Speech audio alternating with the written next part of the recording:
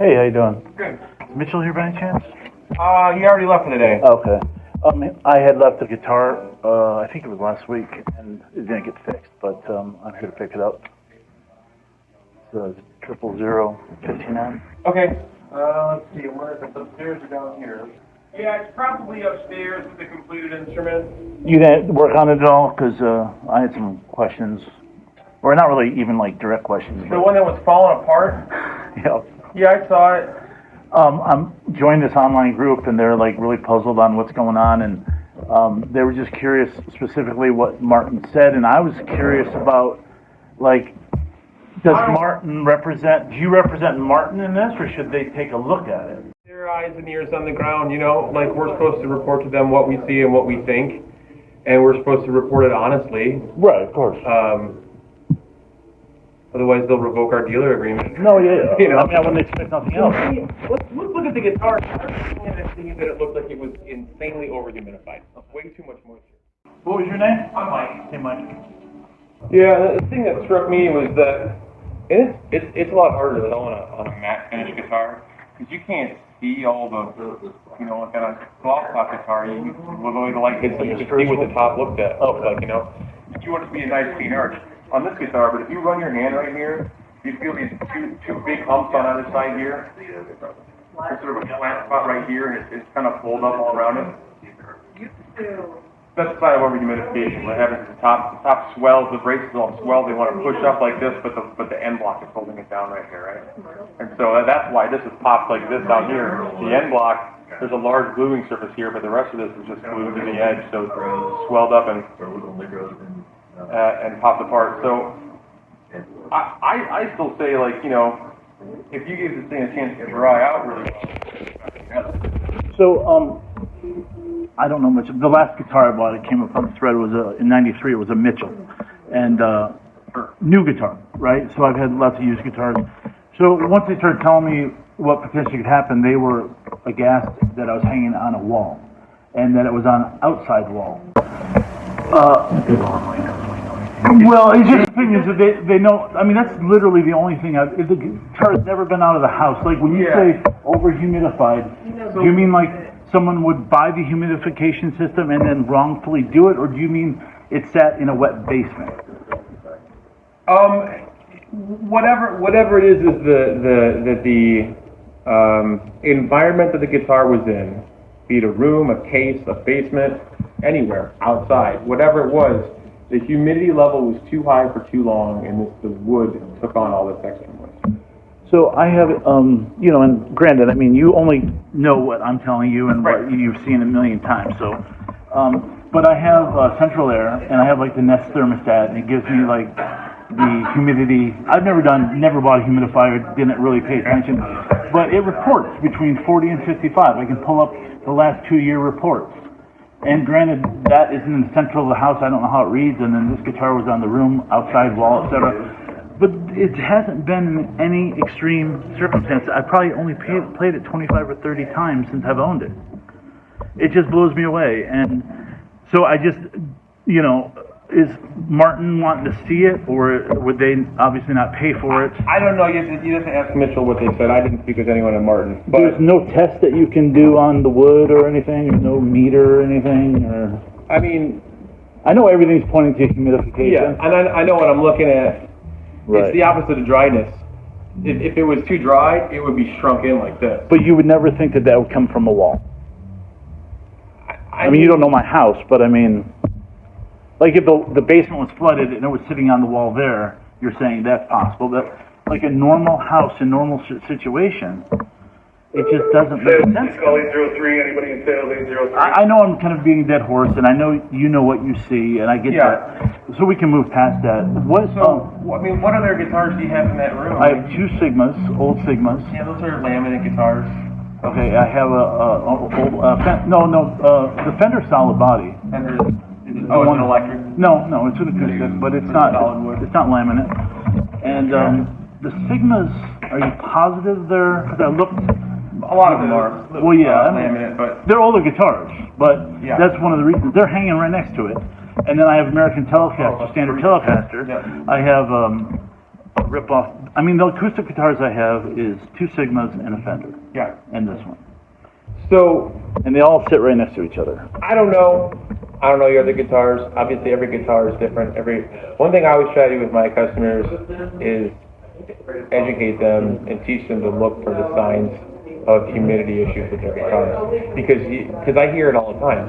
I got 10 guitars in this room, and this one blew up, you know, and it's like, well, that was the one that was susceptible to whatever the issue was that was happening, you know. Every guitar is different because every tree is different, so you're going to see different guitars react differently to different circumstances. But you know, this is pretty extreme. Yeah.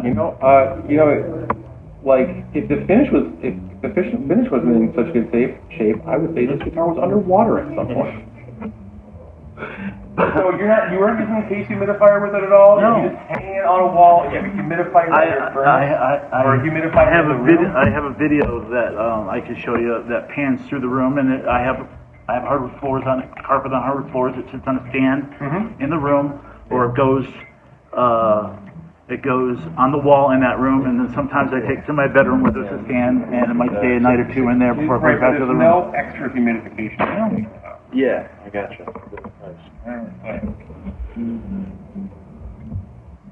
You think it'd be dipped in water? That's hilarious. It looks like it's Gotcha. just rolling.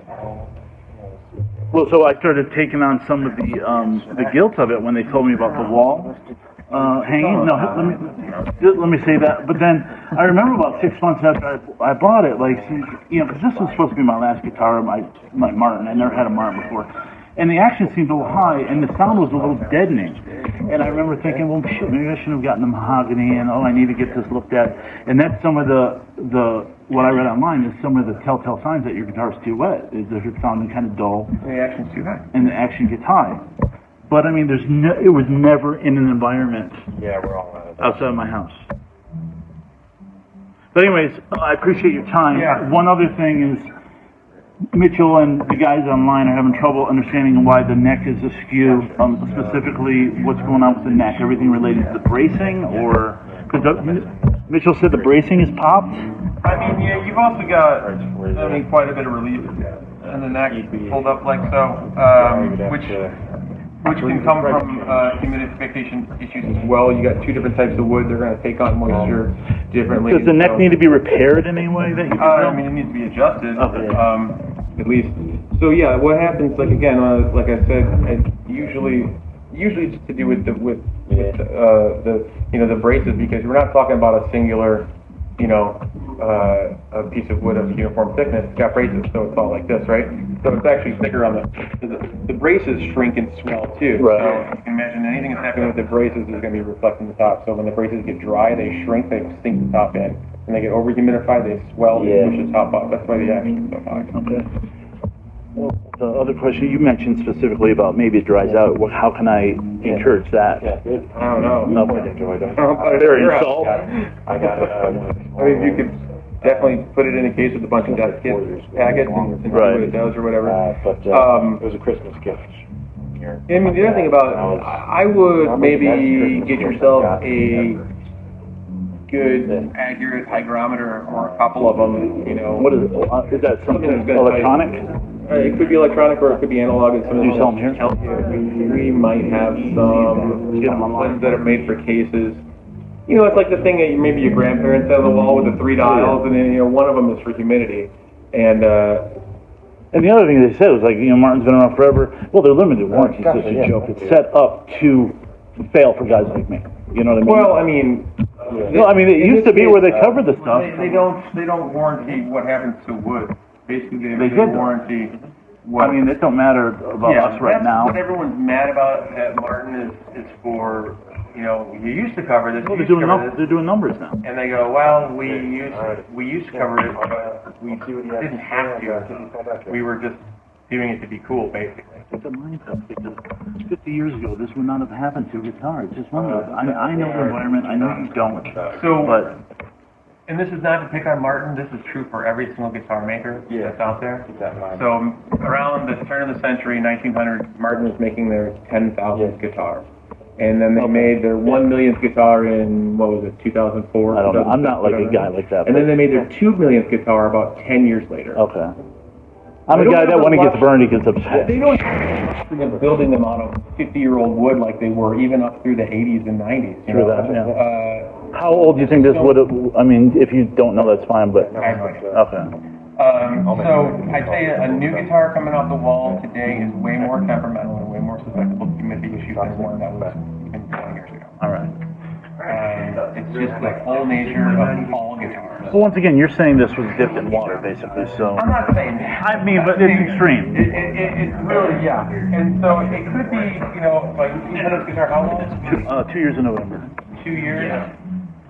I mean, it could be that it has maybe not been over-humidified, but dried and humidified sometimes. That I believe way more. Maybe it's really dry and then Matt weakened it, and so now, you know, you don't have the braces attached that are holding it together, so when it rehumidified itself. I can't argue with that. I mean, Michigan winters, you know. Yeah, it could be. So that's why I say get a humidified hygrometer or two and put it in your house. And, you know, you never know if the smart thing on your thermostat is accurate. And Well, I'll never buy a new guitar again. I mean, can't see Martin. I mean, I've got a claim ticket into them.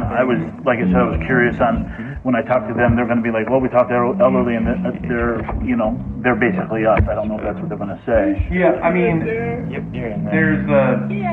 It's just, I transfigured it somehow. I mean, I don't think it's going to get fixed. I just want to push back. I mean, I'm going to file a complaint with the Michigan Attorney General, with the next bureau, and then I'll live with it, you know. But I can't just sit here and let this just like go by. Never happens to me, no, but but Yeah, right. Yeah, you just got the muscle memory down, I guess. I got it. 5141. you know, And maybe get it fixed. I don't know. if it was a problem with their manufacturing, Other guitars, website. but would you see that? yeah, Oh, we Lord. would. We do more. You guys don't even sell one. You guys don't even have one in the shop. Well, we do sell this model of guitar. We sell a lot of it. That's probably That's why people don't ever do it. This is one of the popular models. But and we see more Martin. This was a COVID guitar, you know, they changed out it's normally tortoise, but they ran out of supply, so I don't know, that makes me wonder. Hey, I mean, A large portion of our clientele. Yeah, no, you don't, but I appreciate you sounding really good. all I can tell is what it looks like. And this right here, I mean, that's, So you're basically saying it doesn't hurt to talk to Martin, see what they say, and, no, it certainly can't hurt. But You know, it's hard to figure Not out up to us. the shadow of the phone and try to explain. and then Mitchell said, you guys, in his opinion, it wasn't monetarily worth it for you guys to fix it because you could buy another one. Cool, let me go down to my library and. Can you break it That has off? happened before. People. I mean, I don't know what.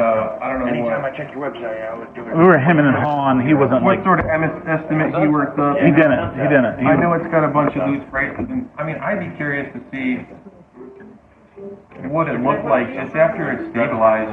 You know, I would keep it in a proper stable environment, 45% humidity at 70 degrees, and I would keep it that way for several months, and I will see what it looked like afterwards. It should come back to pretty close to normal. Then you can just glue everything up that's loose. and then get the neck fixed. I think you can trust that adjustment as far as the neck goes. Is that under a standard, if this thing falls back together, is that under a standard, setup? Truss router? Yeah, I mean, setup stuff isn't warranted, but if all it needs is a truss router, No, I we would usually say do that for free for people. It's Okay. there you go. This is the first time That's all I've we been there. I love this place. I live in Flint, but So, this reminds me of when I lived in California. This place. Well, thank you. yeah, Take the strings off when I get home and do all this? yeah, why not? Definitely. And yeah, I mean, you could get, you know, I don't know. I still say it looks like it's got too much moisture in it. No, I know, like you're But it could- believing me, but like it everything could be you that tell me. it could be that it looks that way because the braces are all blown up because it dried out. So, but either way, the first things first, get yourself,